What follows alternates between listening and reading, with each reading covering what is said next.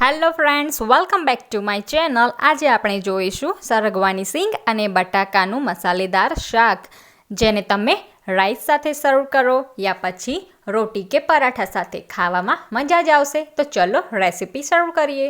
શાક બનાવવા માટે મેં અહીંયા સરગવાની સિંગ અને બટાકાના ટુકડા લઈ લીધા છે, જેને સારી રીતે વોશ કરીને એક કઢાઈમાં નાખીને પાણી અને મીઠું એડ કરીને બફાવા દઈશું.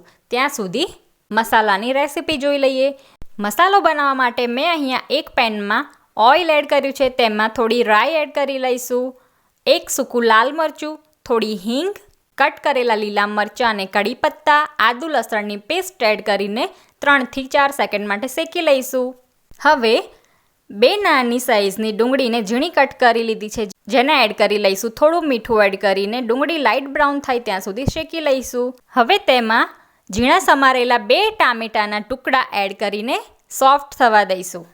ટામેટાના ટુકડા સોફ્ટ થઈ જાય એટલે તેમાં થોડા સૂકા મસાલા એડ કરીશું, જેમાં ધાણા જીરું પાવડર, હળદર પાવડર, લાલ મરચું પાવડર, ગરમ મસાલો, બધા મસાલા એડ કરીને સારી રીતે મિક્સ કરી લેવાનું છે. તેલ છૂટું પડી જાય એટલે ગ્રેવી થીક કરવા માટે 1 થી 1.5 ચમચી જેટલો બેસન એડ કરીને બધો મસાલો મિક્સ કરી લેવાનો છે. હવે બફાઈ ગયેલા સરગવાની સિંગ અને બટાકાના ટુકડાને મસાલામાં મિક્સ કરી લેવાના છે. જરૂર પ્રમાણે થોડું મીઠું એડ કરી પાણી એડ કરીને શાકને મસાલા સાથે સારી રીતે મિક્સ થવા દઈશું. હવે ફ્રેશ ધાણા કટ કરીને ઉમેરી દેવાના છે. આપણું શાક સર્વ કરવા માટે બનીને તૈયાર છે.